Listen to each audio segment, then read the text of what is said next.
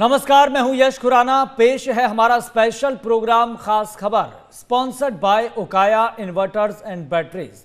और चलिए सीधा रुख करेंगे बड़ी खबर का। ब्रेकिंग न्यूज आपको दे दें तो दिल्ली सीएम रेखा गुप्ता कल उत्तराखंड जाएंगी, बड़ी जानकारी सामने आ रही है। तो दिल्ली सीएम रेखा गुप्ता कल हरिद्वार ऋषिकेश जाएंगी। सुबह 9 बजे हर की पौड़ी पर मां गंगा का पूजन करेंगी। तो दिल्ली सीएम रेखा गुप्ता कल उत्तराखंड जाएंगी, बड़ी जानकारी आपको दे रहे हैं। स्केड्यूल सामने आ गया है। तो हरिद्वार और ऋषिकेश जाएंगी दिल्ली सीएम रेखा गुप्ता। सुबह 9 बजे हर की पौड़ी पर वो अपनी मौजूदगी दर्ज करवाएंगी, आरती में शामिल होंगी।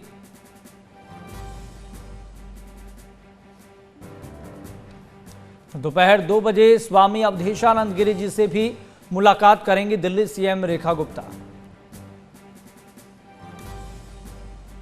तो जहां पर एक तरफ प्रदेश में चारधाम की यात्रा चल रही है, तो वहीं दूसरी तरफ कई बड़ी राजनीतिक शख्सियतों का उत्तराखंड में आने का दौरा भी लगातार चल रहा है। और इसी कड़ी में बड़ी खबर यह है कि दिल्ली सीएम रेखा गुप्ता उत्तराखंड जाएंगी कल, और पूरा स्केड्यूल सामने आ गया है। सीधा रुख करेंगे, हमारे संवाददाता मनीष डंगवाल जुड़ गए हैं ज्यादा जानकारी के साथ। मनीष, दिल्ली सीएम रेखा गुप्ता उत्तराखंड जाएंगी, पूरा स्केड्यूल भी सामने आ गया है।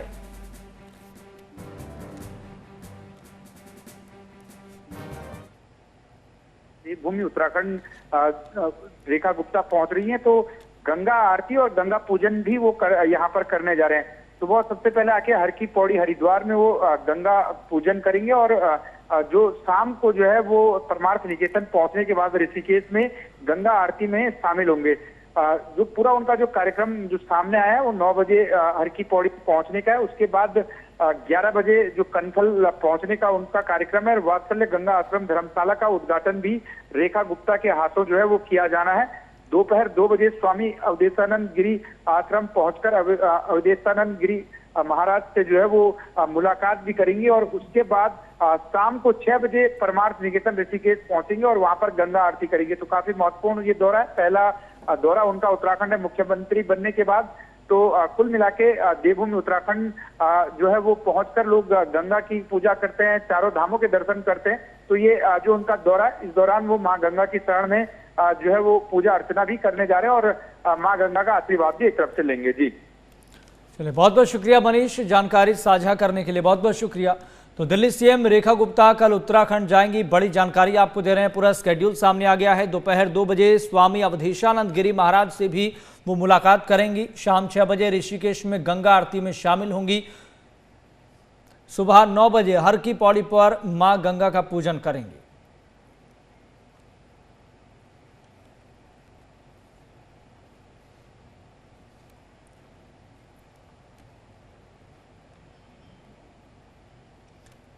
और चले बढ़ते आगे, भारतीय जनता पार्टी की तरफ से देश के सभी जिलों में अहिल्याबाई होलकर की 300वीं जयंती पर कार्यक्रम किए जा रहे हैं।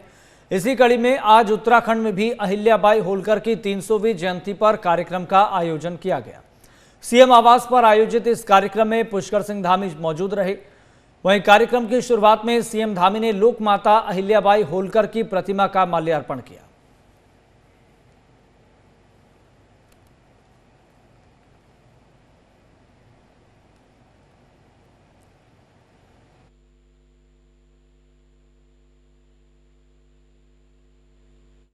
जीवन लोक सेवा को समर्पित रहा है, और उसको लेकर आज उनके 300 वर्ष उनके जन्म के पूरे हो रहे हैं। तो उस अवसर पर पूरे देश के अंदर ऐसे महापुरुष, ऐसे लोग, ऐसे विशिष्ट महानुभाव जिन्होंने देश के अंदर अनेक कामों को आगे बढ़ाया, जन सेवा की, लेकिन वो सब गुमनाम रहे। आदरणीय प्रधानमंत्री मोदी जी के नेतृत्व में ऐसे सभी महान विभूतियों को आगे लाने का काम हो रहा है। अहिल्याबाई होलकर ने अनेक धार्मिक स्थानों का निर्माण किया, अनेक प्रथाओं का अंत किया, देश के अंदर अनेक बड़े बड़े धार्मिक स्थल बनाए। उत्तराखंड में भी हमारे बद्रीनाथ, केदारनाथ जी का और हरिद्वार में अनेक घाटों का निर्माण किया। इसलिए हम उनकी जयंती पर उनको नमन करते हैं और उनसे प्रेरणा लेकर समाज, देश में आगे बढ़ने का जो है संकल्प लेते हैं। वहीं उत्तराखंड में मानसून से पहले उत्तराखंड राज्य आपदा प्राधिकरण की तरफ से तैयारियां शुरू हो गई है। इसी को लेकर राज्य आपदा विभाग की तरफ से कार्यशाला का आयोजन किया गया। इस कार्यशाला में सीएम पुष्कर सिंह धामी भी शामिल हुए। वहीं कार्यशाला में सचिव आपदा प्रबंधन समेत कई आला अधिकारी मौजूद रहे।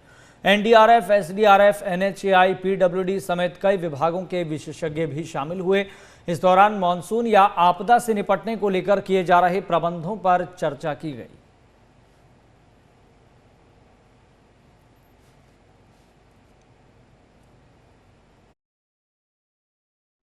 जिलाधिकारी, शासन के सभी अधिकारी और भारत सरकार की एजेंसियां, राज्य सरकार की एजेंसियां और हमारे विशेषज्ञ सभी मिलकर मानसून से पहले जो तैयारियां हैं उसको अंतिम रूप दे रहे हैं, कहीं कोई कमी न रह जाए। और क्योंकि आपदाओं को हम रोक नहीं सकते हैं, लेकिन उनके प्रभाव को कम कर सकते हैं, न्यून कर सकते हैं। इसी दृष्टि से ये कार्यशाला आज आयोजित की जा रही है, जिसमें सभी पहलुओं पर दिन भर चर्चा होगी और उसके बाद जो निष्कर्ष निकलेगा उस पर कार्रवाई करेंगे। सर, आपने आपदा मित्र की तरफ से जो है आपदा सखी की घोषणा की है, इसके बारे में बताइए क्या काम करेंगे? देखिए, आपदा मित्र हमारे पहले से काम करते रहे हैं। आपदा सखी में हमारी महिलाओं का योगदान होगा, उनकी भी सहभागिता होगी, तो हमारा महिला सशक्तिकरण की दिशा में और समाज को जागरूक करने की दिशा में भी एक कदम होगा, क्योंकि महिलाएं हमारे राज्य के अंदर अनेक क्षेत्रों में आज बहुत शानदार काम कर रही हैं। मानसून सत्र के पहले कार्यशाला माननीय मुख्यमंत्री जी के निर्देश पर आज की जा रही है। इस कार्यशाला में भारत सरकार के जो संस्थान उत्तराखंड में स्थित हैं, हमने जो आपदा के क्षेत्र में काम करते हैं उन सभी को आमंत्रित किया गया है। किस प्रकार से आपदा में राहत बचाव के लिए, आपदा से पूर्व तैयारी के लिए और आपदा के बाद जो हम पुनर्निर्माण का कार्य करते हैं, किस तरह से काम वो हमारी मदद कर सकते हैं, इसके बारे में बताएंगे। राज्य सरकार के जो विभाग हमारे हैं आपदा में काम करने वाले, सबको बुलाया गया है, सभी अपने अनुभव साझा करेंगे। इसके साथ साथ हमने जिलाधिकारियों से भी कहा है, सभी जिलाधिकारी वीसी के माध्यम से अपने 30-40 वरिष्ठ अधिकारियों के साथ में प्रतिभाग कर रहे हैं। डिस्ट्रिक्ट लेवल पे और तहसील लेवल पे और ब्लॉक लेवल पे जो हमारे अधिकारी हैं जो आपदा के क्षेत्र में काम कर रहे हैं, सब कर रहे हैं। लगभग 1200 से 1500 लोग आज ऑनलाइन जुड़े हुए हैं। लगभग 200 लोगों का रजिस्ट्रेशन यहाँ हुआ है, वो लोग जुड़े हुए हैं।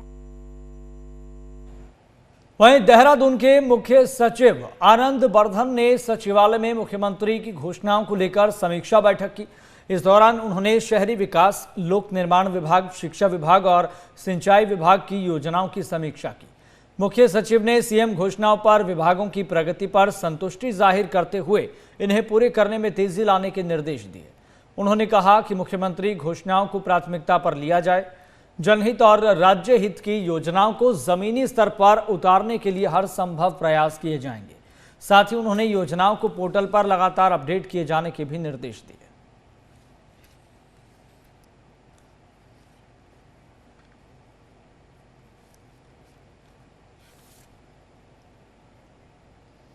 वहीं प्रदेश के कृषि, सैनिक कल्याण और ग्राम विकास मंत्री गणेश जोशी आज से 3 दिवसीय देहरादून के दौरे पर रहेंगे। मंत्री गणेश जोशी 31 मई से 2 जून तक उत्तरकाशी और टिहरी जनपद के भ्रमण पर रहेंगे। अपने इस दौरे के दौरान कृषि मंत्री किसानों से सीधी बातचीत करेंगे, उनकी समस्याओं को जानेंगे और उनका समय रहते निवारण भी करेंगे। इसके साथ ही वे विकसित कृषि संकल्प अभियान के अंतर्गत आयोजित अलग अलग कार्यक्रमों में भी शामिल होंगे।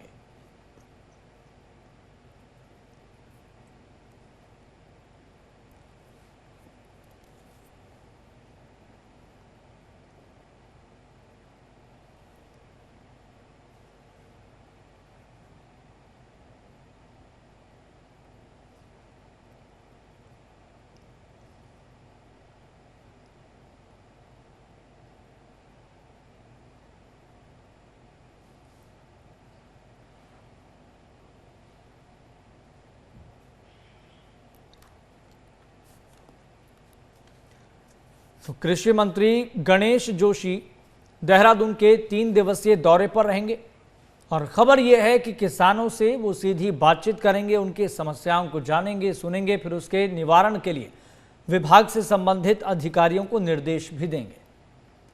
उत्तरकाशी और टिहरी जनपद का भी भ्रमण करेंगे कृषि मंत्री गणेश जोशी, क्योंकि देश भर में कृषि संकल्प अभियान भी चलाया जा रहा है। और कुछ दिन पहले की तस्वीरें भी आपने देखी जब सीएम धामी की तरफ से इस अभियान की शुरुआत की गई।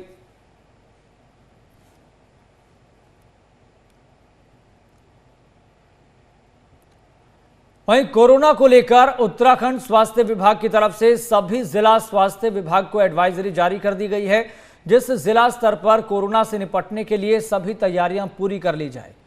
इसी बीच उत्तरकाशी स्वास्थ्य विभाग ने कोरोना से निपटने के लिए तैयारियां शुरू कर दी है। जिला अस्पताल में ऑक्सीजन प्लांट शुरू कर दिया गया है, साथ ही कोरोना के लिए अलग से वार्ड की व्यवस्था की गई है। तो डॉक्टर PS पोखरियाल ने बताया कि कोरोना उत्तराखंड में भी अपने पैर पसारने लगा है, जिसको लेकर जिले में भी कोरोना से निपटने के लिए सभी तैयारियां पूरी कर ली गई है।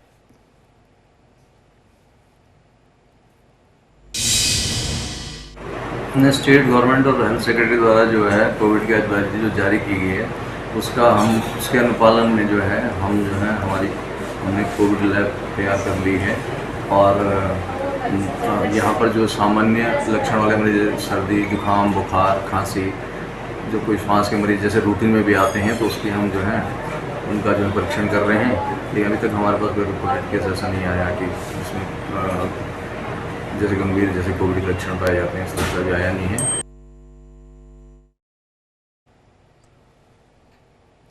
वहीं कोरोना वायरस को लेकर स्वास्थ्य महानिदेशक विनीता टम्टा ने बताया कि कोविड अलर्ट को लेकर SOP जारी कर दी गई है।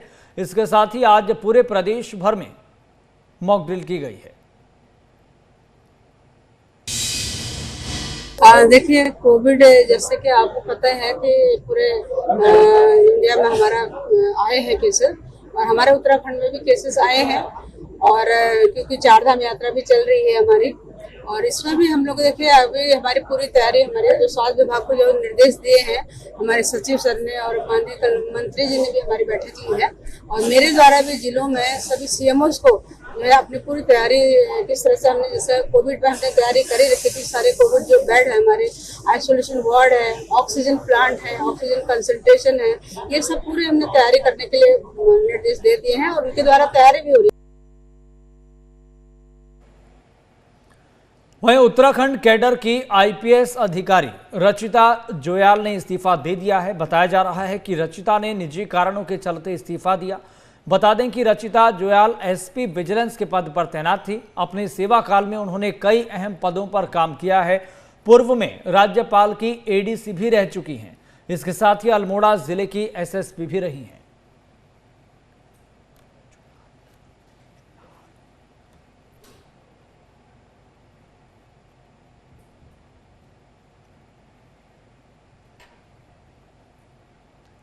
वहीं केदारनाथ धाम यात्रा में हेली टिकटों के नाम पर होने वाली कालाबाजारी और ओवर रेटिंग को लेकर रुद्रप्रयाग पुलिस एक्शन में है। दरअसल केदारनाथ जाने के लिए हेलीकॉप्टर टिकटों की कालाबाजारी के आरोप में पुलिस ने लोगों को गिरफ्तार किया है। रुद्रप्रयाग के SP अक्षय प्रहलाद कुंडे ने बताया कि मध्य प्रदेश के एक श्रद्धालु की शिकायत की जांच के दौरान ये मामला सामने आया। भोपाल से केदारनाथ दर्शन करने आए हिमांशु राय अग्रवाल ने 18 मई को गुप्तकाशी थाने में हेलीकॉप्टर टिकट के नाम पर धोखाधड़ी की शिकायत दर्ज कराई थी। वहीं पुलिस ने इसी मामले में कार्रवाई करते हुए आरोपियों को गिरफ्तार किया।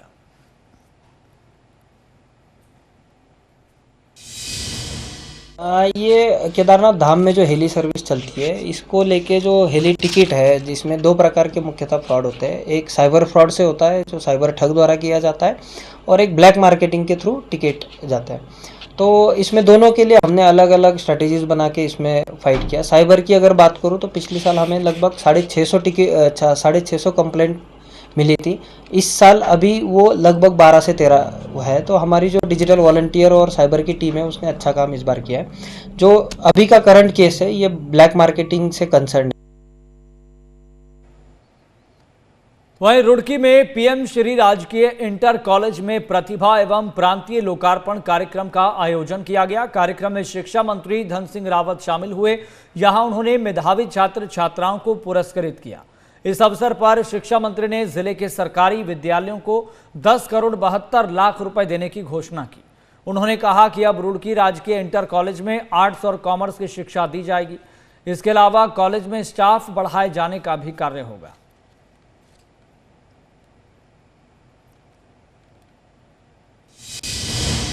23 स्कूलों में अतिरिक्त कक्ष के लिए पैसा दिया है। हम लोगों ने आज लगभग 15 स्कूलों में साइंस लैब के लिए पैसा दिया है, फर्नीचर के लिए पैसा दिया है। लगभग आज 11 करोड़ रुपए हमने हरिद्वार जिले के सभी स्कूलों के लिए शौचालय से लेके, अतिरिक्त कक्ष से लेके, लैब से लेके जो डिमांड थी, और मैं विधायक जी का धन्यवाद देना चाहता हूं कि उन्होंने मुझे इस कार्यक्रम में बुलाया। आज यहाँ पे टॉपर बच्चों का भी सम्मानित किया गया है। जिन बच्चों ने खेल में हमारे प्रदेश का नाम रोशन किया, उनको भी आज हमने सम्मानित किया है। वहीं उत्तराखंड के बीजेपी अध्यक्ष और राज्यसभा सांसद महेंद्र भट्ट ने अंकिता भंडारी मामले में कोर्ट के फैसले पर अपनी प्रतिक्रिया दी।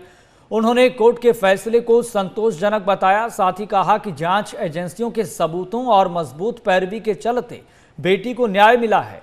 उन्होंने कहा इस फैसले के लिए मुख्यमंत्री धामी के नेतृत्व में इस मामले को अंजाम तक पहुंचाने के लिए जांच एजेंसियों की तारीफ भी की। प्रदेश अध्यक्ष महेंद्र भट्ट ने कहा कि सीएम धामी ने भी स्पष्ट कर दिया था कि दोषियों को कठोरतम सजा सुनिश्चित करवाई जाएगी।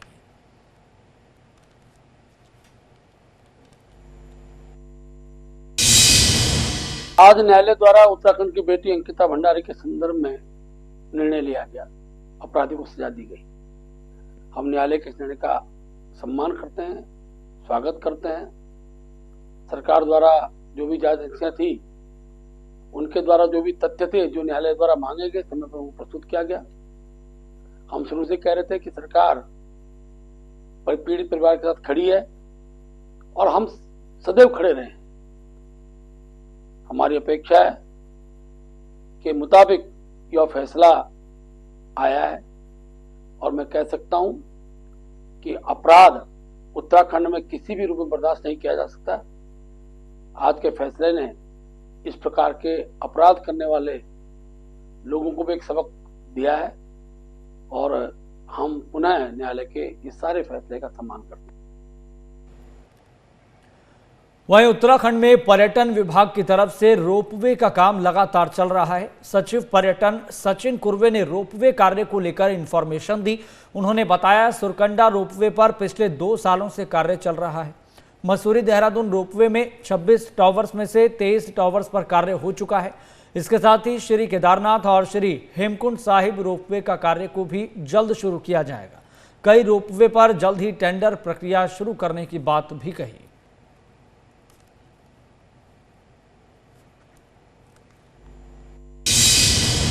सुरकंडा रोपवे हमारा अभी शुरू हो गया है। विगत 2 साल से वो काम हमारा वो एग्जीक्यूट हो गया है प्रोजेक्ट। मसूरी देहरादून रोपवे जो हमारा बहुत एम्बिशियस प्रोजेक्ट था, उसमें भी पिछले साल से काम चालू हो गया है। 26 टावर में से 23 टावर्स में हमारा काम शुरू हो गया है और हमारा जो मटेरियल रोपवे जो क्रूशियल कंपोनेंट होता है किसी भी रोपवे प्रोजेक्ट का, वो हमारा 31 जुलाई तक हमारा वो कंस्ट्रक्ट हो जाएगा। जहां तक हमारे यमुनोत्री रोपवे की बात है, उसमें हमारे जो 5 टावर के सापेक्ष में जो पहले 5 टावर है, उसके सापेक्ष जमीन का अधिग्रहण हो गया है और अपने डेवलपर को जमीन हमने हस्तांतरित कर दी है। जो चंपावत में जो हमारी पूर्णागिरी जो माता का जो टेम्पल है, वहां पे जो हमारा रोपवे है, तो लोअर टर्मिनल पे प्रॉब्लम नहीं है, उस पे काम हमारा काफी अच्छा चल रहा है।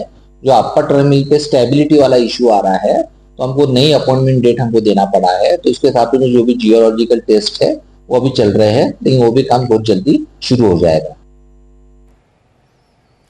वहीं हरिद्वार नगर निगम के जमीन खरीद घोटाले में जल्द बड़ा एक्शन हो सकता है। मामले की जांच कर रहे सीनियर IAS रणवीर सिंह चौहान ने अपनी जांच रिपोर्ट सचिव शहरी विकास को सौंप दी है। सूत्रों के मुताबिक जांच रिपोर्ट में तत्कालीन प्रशासक और SDM की भूमिका संदिग्ध है, डाउटफुल है। बता दें कि इस मामले में अभी तक नगर निगम के 4 अधिकारी सस्पेंड किए जा चुके हैं। वहीं इस मामले में मेयर ने बताया कि CM पुष्कर सिंह धामी के निर्देश पर निष्पक्ष जांच हुई है। मामले में दोषी अधिकारियों पर जल्द कार्रवाई की जाएगी।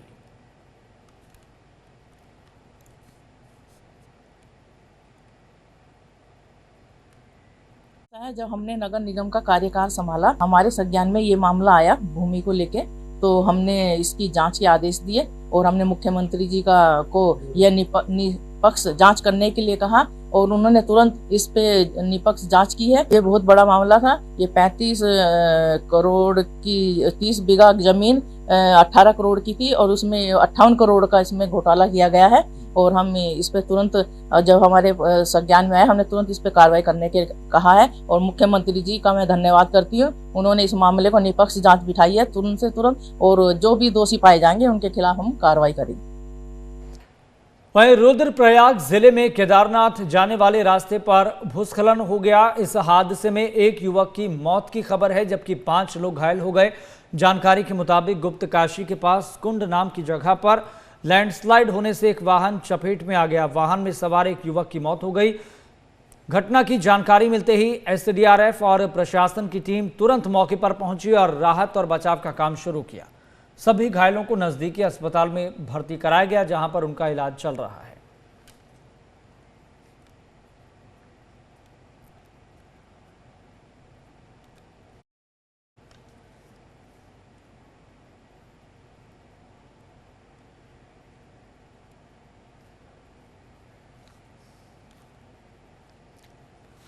और ये तस्वीर आपको दिखा रहे हैं केदारनाथ नेशनल हाईवे पर लैंडस्लाइड की यह तस्वीर। एक वाहन लैंडस्लाइड की वजह से चपेट में आ गया जिसमें एक व्यक्ति की मौत की खबर है जबकि 5 लोगों के घायल होने की खबर है। और जहां पर यह लैंडस्लाइड हुई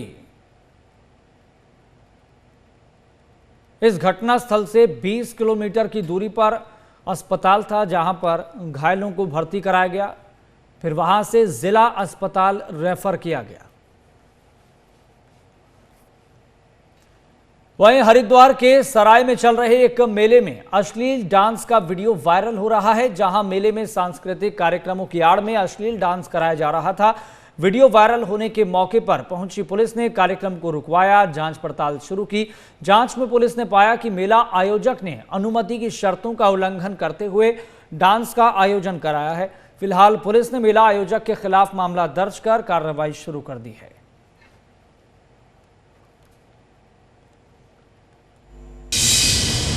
सराय में ये एक मेले की अनुमति ली गई थी जिसमें झूले लगाने की अनुमति थी, लेकिन बाद में जब वहाँ से ये जानकारी में आया, वहाँ के व्यक्तियों द्वारा शिकायत की गई कि मेले में डांस कराया जा रहा है, इस पर तत्काल पुलिस में जो है उस व्यक्ति के जो आयोजक है उसके विरुद्ध कार्रवाई करी है निरोधात्मक और जो है उस मेले को और डांस को बंद करा दिया।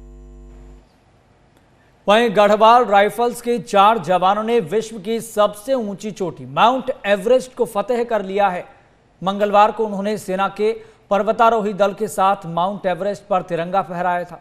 इस दौरान उन्होंने भारत माता की जय के नारे लगाए। इससे लैसडॉन स्थित गढ़वाल राइफल्स रेजिमेंट में खुशी की लहर छा गई। गढ़वाल रेजिमेंट ब्रिगेडियर ने बताया कि 10 अप्रैल को रक्षा मंत्री राजनाथ सिंह ने हरी झंडी दिखाई थी। सेना के 22 पर्वतारोहियों को ऊंचे माउंट एवरेस्ट आरोहण के लिए रवाना किया था। दल में 6वीं गढ़वाल राइफल्स के नायब सूबेदार सुनील सिंह, गढ़वाल स्काउट के हवलदार बलवंत सिंह और लांस नायक धर्मेंद्र और 13वीं गढ़वाल राइफल्स के हवलदार रघुबीर सिंह भी शामिल थे।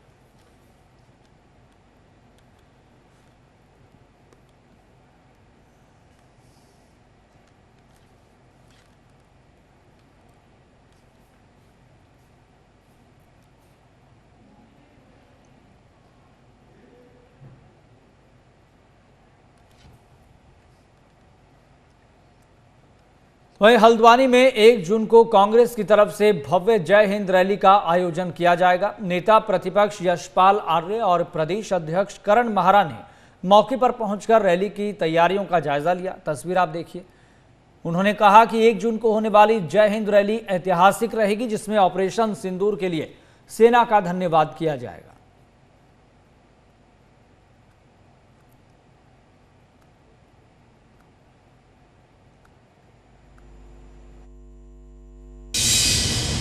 ये हमारे सैनिकों के साहस, शौर्य और बलिदान को समर्पित है। हम सैनिकों को इसमें धन्यवाद देंगे कि उन्होंने सैक्रिफाइस किया, देश के लिए काम किया। दूसरी तरफ हमारी जो नीति निर्धारक होने चाहिए, जिनको इसकी जिम्मेदारी लेनी चाहिए, वो अपनी जिम्मेदारी से आगे रहें। आज सेना के शीर्ष जो लीडर्स हैं उनको प्रोटोकॉल तोड़ना पड़ रहा है। आपने देखा होगा एयरफोर्स के सबसे जो बड़े हमारे अधिकारी हैं, उन्होंने कल बयान दिया है राफेल जो है खाली पतंग उड़ाने के काम आ रहे हैं। आपने नींबू लगाया, पूरे मीडिया प्रेस में सब वही दिखाया, लेकिन आपको कोड नहीं मिला। आप जब उसमें वेपन लोड नहीं कर सकते हैं, आप उसको लड़ाई में इस्तेमाल नहीं कर सकते, तो फिर क्यों ऐसा सौदा किया गया? ये एक गंभीर विषय अभी नया उठा है। वहीं उत्तराखंड हाईकोर्ट के वकील सुभाष उपाध्याय ने हाईकोर्ट के एडिशनल न्यायाधीश के रूप में शपथ ग्रहण की। उन्हें मुख्य न्यायाधीश न्यायमूर्ति जी नरेंद्र ने पद और गोपनीयता की शपथ दिलाई। इसी के साथ अब उत्तराखंड हाईकोर्ट में अब कुल जजों की संख्या 10 हो गई है। बता दें कि उच्च न्यायालय में कुल जजों की संख्या 11 है, जिसमें से अभी एक जज की नियुक्ति होना बाकी है।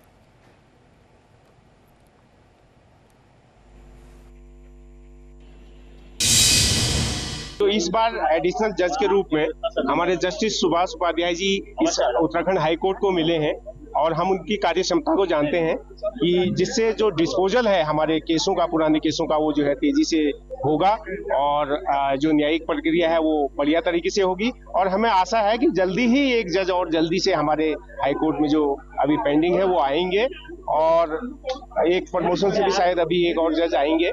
तो हमारा ये मानना है कि जजेज आएंगे तो काम होगा और एडवोकेटों के बीच जो है हमारे जस्टिस सुभाष उपाध्याय जी के जज बनने पर बड़ी खुशी है।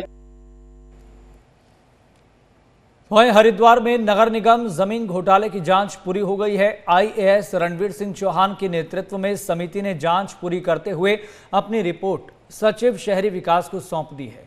सूत्रों की माने तो जांच में न सिर्फ जमीन खरीद प्रक्रिया को दोषपूर्ण माना गया, बल्कि इस प्रकरण में शामिल उच्च अधिकारियों की भूमिका पर भी सवाल उठे हैं। माना जा रहा है कि घोटाले के जिम्मेदार अधिकारियों पर जल्द कोई बड़ी कार्रवाई हो सकती है।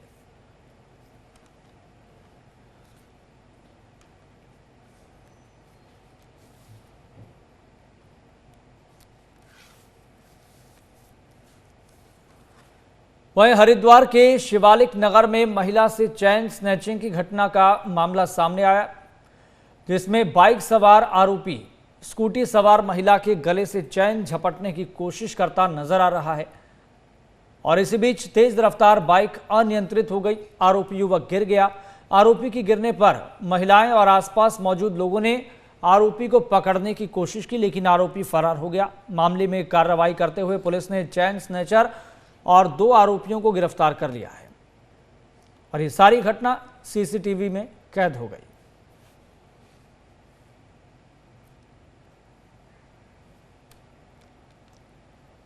वहीं ऋषिकेश में गंगा नदी में नहाते समय 3 बच्चियां तेज बहाव में बह गई, जिनमें से 2 बच्चियों की डूबने से मौत हो गई, जबकि स्थानीय लोगों की सूझबूझ से एक बच्ची को बचा लिया गया। वहीं तीनों बच्चियां नेपाली मूल की बताई जा रही हैं, जो गंगा किनारे नहाने गई थी।